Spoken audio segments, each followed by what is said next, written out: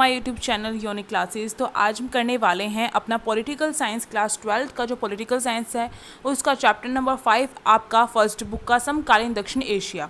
तो ये इसका पार्ट जो है आई थिंक सेकंड या थर्ड होगा, तो देख लीजिएगा। ऐसे प्रीवियस जितने भी पार्ट्स हैं वो आप देख सकते हैं। तो अभी तक हमने बांग्लादेश के साथ जो जो सिचुएशन रही है, किस तरीके से बांग्लादेश एक अलग जो देश है वो बना है पाकिस्तान से हटकर, वो सारी चीज़ें देख ली हैं। और अब हम देखने वाले नेपाल में जो राजतंत्र है और लोकतंत्र है वो किस तरीके से कायम हुआ है। ठीक है, तो यहाँ पर आपको जो नोट्स है थोड़े पुराने लग सकते हैं, क्योंकि ये जो नोट्स है ये हैंड रिटन है और जब मैंने अपनी तैयारी की थी तो उस टाइम पे जो है ये नोट्स मैंने बनाए थे। ठीक है, तो अब यहाँ पर देखिए अभी टाइम बहुत कम है ना, तो पीपीटी वगैरह हम तैयार कर सकते थे, पर जितनी पुरानी चीज़ें जो होती हैं उसकी नॉलेज उतनी ज़्यादा होती है। ठीक है, अब देखिए आपको अगर क्वेश्चन आता है कि नेपाल में जो राजतंत्र है और लोकतंत्र है वो किस तरीके से कायम हुआ था, लोकतंत्र, तो उसका जो है आपका यही जो आंसर रहेगा। और इस आंसर में बस आपको एक्सप्लेनेशन देनी है, पॉइंट्स मैं आपको यहाँ पर दे रही हूँ। ठीक है, अब आप जो हैं ये सोचते हैं, बहुत सारे बच्चे के इंपॉर्टेंट क्वेश्चन कर लेते हैं, तो इंपॉर्टेंट क्वेश्चन कहीं और से नहीं बनते हैं, आपके चैप्टर से ही बनते हैं। तो इसलिए चैप्टर जो है उसे समझना बहुत इंपॉर्टेंट होता है। मेरा मानना यही है, अगर आप अपनी जिद पे अड़े हुए हैं कि आप इंपॉर्टेंट क्वेश्चन ही करेंगे तो वो आप सभी कमेंट बॉक्स में मुझे बता सकते हैं। ठीक है, अब देखिए अगर नेपाल में राजतंत्र, आपको पता है नेपाल में हमेशा से क्या है राजतंत्र कायम रहा है, पर धीरे धीरे जो है वहाँ पर लोकतंत्र की जो मांग है वो बढ़ती चली जा रही थी। ठीक है, तो नेपाल में जो राजतंत्र है शुरुआती तौर से रहा है, ये सब कुछ हमें यहाँ पर नेपाल में राजतंत्र वाले पॉइंट के अंतर्गत बताना है। पर धीरे धीरे जो लोकतंत्र है उसकी जो मांग है वो बढ़ती हुई जा रही थी, और हमने देखा कि बहुत सारे जो क्षेत्र हैं उनमें जो है लोकतंत्र की जो मांग को लेकर संघर्ष भी किए जा रहे थे। पर कैसे ना कैसे करके नेपाल का जो राजा था, क्योंकि उस टाइम पर राजा हुआ करता था नेपाल में, वो उन संघर्षों को दबाता जा रहा था। ठीक है, फिर उसके बाद क्या हुआ, आप सेकंड पॉइंट देखिए, राजा ने सेना की सहायता से लोकतंत्र की आवाज़ को दबाया। जैसे मैंने कहा, राजा ने क्या किया था, सेना की सहायता ली, उसमें जो लोकतंत्र के प्रति जो भी आवाज़ें उठाई जा रही थी, चाहे वो कोई जो सामाजिक सेवा करने वाले जो लोग होते हैं, लोकतंत्र प्रेमी जो लोग होते हैं, जो संघर्ष करते हैं, आंदोलन करते हैं, उनकी जो आवाज़ है उसे दबाने के लिए नेपाल के राजा ने किसकी सहायता ली, उसने ली सेना की सहायता। अब नेपाल का राजा ऐसा क्यों कर रहा था, क्योंकि उसे ये डर था कि लोकतंत्र कायम होगा तो इसका मतलब उसकी जो राजगद्दी है उस पे से उसे हटाया जाएगा। ठीक है, तो कोई भी अपनी पावर को देना नहीं चाहता है। तो ऐसी स्थिति क्या थी, नेपाल में थी। तो लोकतंत्र का जो संघर्ष है वो धीरे धीरे चलता चला गया नेपाल में। उसके बाद क्या हुआ, 1990 में लोकतंत्र की जो मांग है वो मान ली गई। अब कैसे मानी गई 1990 में लोकतंत्र की मांग, तो 1990 में जो लोकतंत्र है उसकी मांग ऐसे ही नहीं मानी गई थी, बस एक दिखावे के लिए जो मांग है लोकतंत्र की वो मान ली गई थी। उसके बाद क्या हुआ, 1990 में जब राजा ने ये जो लोकतंत्र प्रेमी जो इतने संघर्ष कर रहे थे उसको देखते हुए एक सिंपली मांग जो है मान ली थोड़ी बहुत। ठीक है, तो उसके बाद क्या हुआ, उसके बाद जो है नेपाल में माओवादी आए। ठीक, आपको ध्यान रखना, माओवादी आए और उन्होंने क्या किया, उन्होंने नेपाल के अधिकतर क्षेत्रों पर जो है अपना जो पावर है वो बिछा ली। ठीक है, यानी कि बहुत सारे जो क्षेत्र है वहाँ पर अपना जो कब्जा है वो कर लिया नेपाल के, किन्होंने, माओवादियों ने। तो माओवादी जो है उन्होंने ऐसा किया और धीरे धीरे जो है माओवादी और राजा के बीच में संघर्ष होता चलता चला गया। ठीक है, तो ये आपको ध्यान रखना है। और ये जो संघर्ष है वो केवल राजा और माओवादियों के बीच में ही नहीं हो रहा था, ये जो संघर्ष वो त्रिकोणीय संघर्ष में बदल गया। अब त्रिकोणीय संघर्ष कैसे होगा, आप सोचेंगे त्रिकोणीय, त्रि मतलब तीन। ठीक है, तीन तरफ से संघर्ष हो रहा था। किस किस के बीच में हो रहा था, आप ध्यान दीजिए। देखिए, राजा के बीच में हो रहा था, जो माओवादी थे उनके बीच में हो रहा था, मैं यहाँ पे माओ लिख देती हूँ, और जो लोकतंत्र प्रेमी थे उनके बीच में हो रहा था। ठीक है, यहाँ पर लोकतंत्र लिख दिया गया। इन तीनों के बीच में जो है ये संघर्ष आपस में ऐसे चल रहा था। तो ये जो है इस तरीके से त्रिकोणीय संघर्ष हो रहा, क्योंकि राजा चाहता था कि उसकी पावर जो है जमी रहे नेपाल में, और जो माओवादी, क्योंकि उन्होंने अधिकतर क्षेत्र पर अपनी विजय हासिल कर ली थी, कब्जा कर लिया था, अब वो चाह रहे थे कि नेपाल पे उनका नियंत्रण हो। ठीक है, लोकतंत्र प्रेमी जो बिल्कुल हटके थे इनसे, लोकतंत्र प्रेमियों को मानना था कि जो नेपाल है उसमें बिल्कुल सही तौर पर जो लोकतंत्र है वो कायम होना चाहिए। तो ये त्रिकोणीय संघर्ष जो है नेपाल में चलना शुरू हो गया। अब इसके बाद क्या हुआ, इसके बाद एक मिनट, इसके बाद क्या हुआ कि 2002 में जो राजा है, क्योंकि ये जो त्रिकोणीय संघर्ष चल रहा था उसमें जो लोकतंत्र प्रेमियों बहुत ज़्यादा संघर्ष कर रहे थे, ठीक है। तो उसको देखते हुए राजा ने क्या किया, क्योंकि ये त्रिकोणीय संघर्ष चलते हुए राजा ने क्या किया, राजा ने 2002 में, क्योंकि 1990 में हमने यहाँ पे क्या पढ़ा था कि राजा ने लोकतंत्र की जो मांग है वो मान ली थी, यानी कि एक दिखावटी संसद बना दी थी।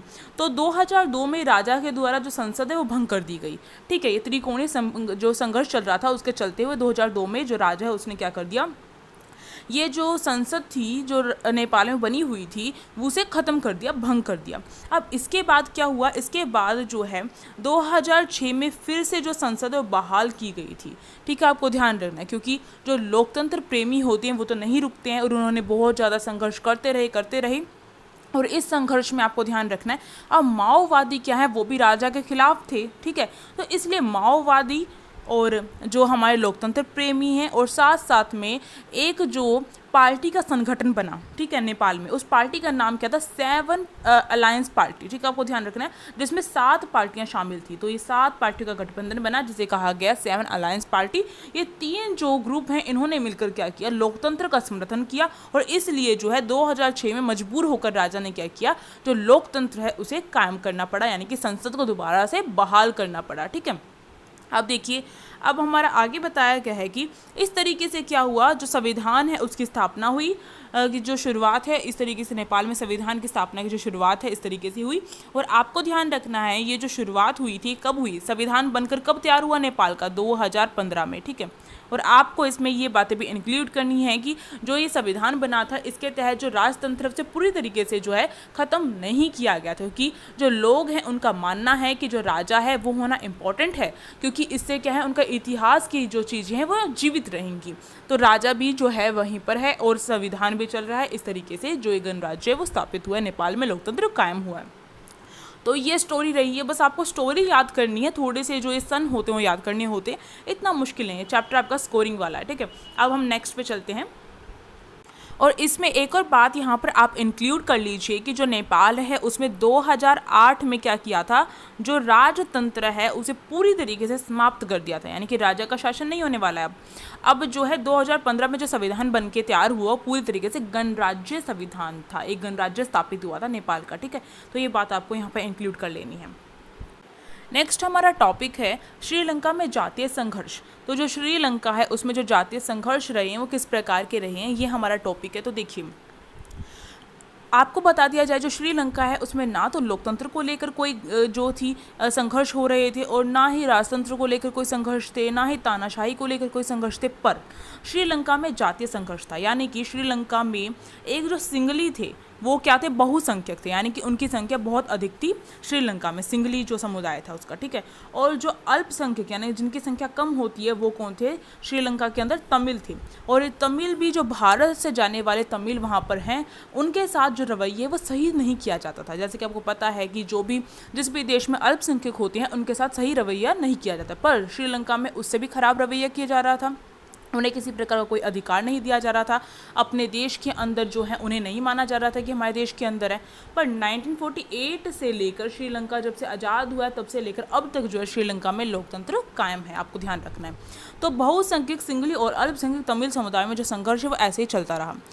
अब जो ये संघर्ष था वो क्या है, अब वो बढ़ता चला गया। अब जो तमिलों को लगा, पहले क्या था, तमिलों के साथ जो अच्छा रवैया नहीं किया जा रहा था, अधिकार नहीं दिए जा रहे थे, फिर भी तमिलों ने नोटिस नहीं किया।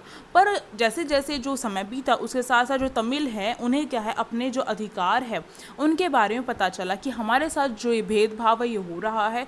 अब जो है वो भी अपनी आवाज़ उठानी शुरू कर रहे थे।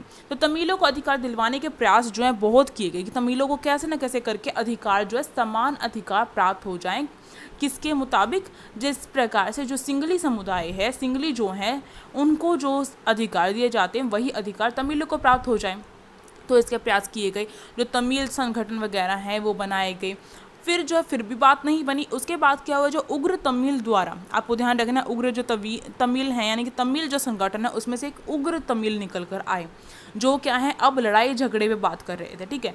तो उग्र जो तमिल हैं उनका जो नाम है आपको ध्यान रखना, लिट्टे कहा जाता है। ऐसे इसका गठन क्या हुआ था, 1983 में इसका गठन हो गया। इसके बाद क्या हुआ, जो उग्र तमिल हैं उन्होंने लगातार प्रयास किया बहुत सारे जो श्रीलंका के क्षेत्र हैं उन पर कब्जा कर लिया और लगातार प्रयास किया कि अब जो है, अब इनकी मांग क्या आ रही थी, यहाँ पर इनकी मांग ये आ रही थी कि तमिलों को तुम सही जो समान अधिकार है अगर वो नहीं दे सकते हो तो एक अलग राष्ट्र ही बना दो, यानी कि एक तमिलों का एक अलग देश बना दो।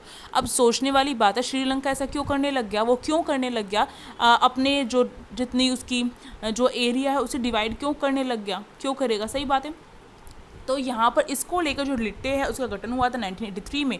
अब लिट्टे ने क्या कर दिया, कब्जा कर लिया श्रीलंका के कुछ क्षेत्रों पर। अब उसकी मांग यही थी कि एक अलग राष्ट्र बनना चाहिए तमिलों के लिए, ठीक है। इसके बाद आपको देना है यहाँ पर ध्यान अपना ये 4 पॉइंट, इनको मिक्स करके भी लिख सकते हो इन पॉइंट्स को आप, ठीक है, क्योंकि कम नंबर में आएगा तो इतने सारे पॉइंट्स को ना लिख के आओगे। अब देखो, श्रीलंका सरकार द्वारा सख्ती, क्योंकि लिट्टे जो है बड़ा उग्र जो तमिल जो समूह है लिट्टे, उसने जो क्या किया था, मैंने आपको बताया ना, श्रीलंका के बहुत सारे जो क्षेत्र हैं उन पर कब्जा कर लिया था। तो श्रीलंका सरकार ने इसके प्रति क्या किया, सख्ती अपनाई, अपनी सेनाएं वगैरह भेजी, ठीक है। एक गृह युद्ध हुआ था श्रीलंका के अंदर। गृह युद्ध का मतलब होता है जैसे कि हमारे घर में लड़ाई झगड़े होते हैं तो उसे गृह युद्ध हम छोटा सा कह सकते हैं, ठीक है। पर गृह युद्ध अगर देश का कहा जाए तो इसका मतलब है उस देश के अंदर जो युद्ध होता है, चाहे वो दो समूहों के बीच में हो, छोटे मोटे युद्ध नहीं, एक लंबी चलने वाला जो युद्ध होता है तो उसको गृह युद्ध कहा जाता है, ठीक है। तो वो जो स्टार्ट हो गया वहाँ पर। उसके बाद जो है, क्योंकि मैंने आपको बताया था कि जो भारत है, भारत के जो बहुत सारे जो तमिल हैं, आज़ादी से पहले भी आज़ादी के बाद भी जाते रहे हैं वहाँ पर, श्रीलंका में जाकर बसते रहे हैं। तो इसलिए भारत के जो राजीव गांधी है उन्होंने दौरा किया 1987 में, ठीक है। और इसके बाद जो है इन्होंने इस दौरे के तहत जो एक समझौता वगैरह भी किया, और इस समझौते के तहत जो है हमारे देश से श्रीलंका में क्या की थी, एक शांति सेना भेजी गई थी। और ये जो शांति सेना है वो सही प्रकार से अपना कार्य कर भी रही थी। आपको पता है जैसे भारत जो होता है शांति जो सेना है वो भेजता है कई बार, तो इसी प्रकार से श्रीलंका में भेजी गई थी और सही प्रकार से भारत की जो शांति सेना है वो सही प्रकार से काम भी कर रही थी। पर क्या हुआ, जो लिट्टे, ये जो उग्र तमिल वाला समूह लिट्टे है, वो क्या हो गया, इस शांति सेना से टकरा गया। अब भाई ये टकरा गया तो उसके बाद जो है इसके साथ साथ लड़ाई बढ़ गई है, ठीक है। अब ये लड़ाई युद्ध भी बदल सकती है, यानी कि भारत और श्रीलंका का युद्ध भी हो सकता है, ऐसा भी हो सकता है, ठीक। तो इस चीज़ को देखते हुए जो श्रीलंका के जितने भी जो जनता थी श्रीलंका में रहने वाली, उनको ये महसूस हुआ है कि हमारे अंदरूनी मामलों में, यानी कि हमारे खुद के मामलों में जो भारत है वो हस्तक्षेप कर रहा है। भारत को कोई अधिकार नहीं है कि वो उनके मामलों में जाकर हस्तक्षेप करे। पर भारत क्यों हस्तक्षेप कर रहा था, क्योंकि भारत के जो तमिल है वो श्रीलंका में जाकर बसे हुए हैं और वो भारत के ऊपर दबाव डालते थे कि वो क्या करे, वो जो है इनकी तरफ से जो है इनकी जो आवाज़ है इनकी तरफ से जो है श्रीलंका की सरकार को समझाए, ठीक है। तो इसके बाद श्रीलंका से जो भारतीय सेना है उसे वापस आना पड़ा। अब जो नार्वे है, आपको ध्यान रखना है, इस नार्वे ने बहुत इंपॉर्टेंट मध्यस्थता निभाई है शांति स्थापना करने में श्रीलंका में। और इसके बाद क्या हुआ था, इसके बाद जो नार्वे है, इसके बाद जो स्थापना है वो हो गई, शांति स्थापना, और अभी भी जो ऐसे युद्ध चलते रहते हैं वहाँ पर, और गृह युद्ध समाप्त हुआ श्रीलंका में। और उसके बाद हम देखते हैं कि श्रीलंका में जो गृह युद्ध समाप्त हुआ उसके बाद भी क्या है, इतना अच्छा जो परफॉर्मेंस है श्रीलंका का रहा है दक्षिण एशिया के देशों में। जो श्रीलंका है वो जनसंख्या कंट्रोल करने पे भी क्या रहा है, नंबर 1 रहा है। इसके साथ साथ उसकी जो जीडीपी है, सकल घरेलू उत्पाद जो होता है, उसमें भी उसका जो नंबर 1 रहा है, ठीक है, श्रीलंका। तो इन सारी चीज़ों से ये पता चलता है कि श्रीलंका ने अपना आर्थिक विकास जो है बहुत अच्छे से किया है गृह युद्ध होने के बावजूद भी। तो हमने श्रीलंका के बारे में देखा, हमने इससे ऊपर जो था किसके, नेपाल के बारे में देखा, तो ये हमने यहाँ पर देख लिया। इसके नेक्स्ट वाले पार्ट में हम देखेंगे भारत और पाकिस्तान संबंध, और यही आपके इंपॉर्टेंट क्वेश्चन है, मैंने आपको पहले ही बताया था। तो वीडियो अच्छी लगी तो लाइक शेयर एंड सब्सक्राइब करके ज़रूर बताना है आपको, कमेंट बॉक्स में कमेंट करनी है, टेलीग्राम ग्रुप को ज्वाइन कर लेना है, ठीक है। अब हम जो है नेक्स्ट क्लास में मिलेंगे, तब तक के लिए आप सभी ऐसे ही पढ़ते रहिए। और ये केवल यहाँ पर वीडियो देखने से कुछ नहीं होगा, आपको रीडिंग करनी पड़ेगी बुक्स की, अच्छे नंबर लाने हैं ना, तो मेहनत करोगे तभी सफलता मिलेगी, हार्ड वर्क करना पड़ेगा आपको, ठीक है। Thank you for watching this video.